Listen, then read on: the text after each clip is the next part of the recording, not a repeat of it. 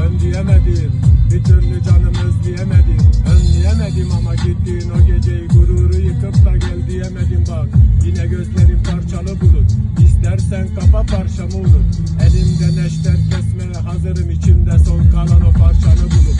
Uyuştur aşkını derine ver, artık sana yenilemem. Git gözüm görmesin o güzelliğini, yeniden sen diye deliremem. Bana hak ver ya da al deş beni, yanındakine ben kardeş dedim. Beni çıkarıyorum o dik kuyudan, sen çek elini benden, kalleş seni. Acıları üzerime siz saldınız, en büyük hatanız kör sandınız ama değilim. Siz ne anlarsınız, elini ver bana, bu son dansımız.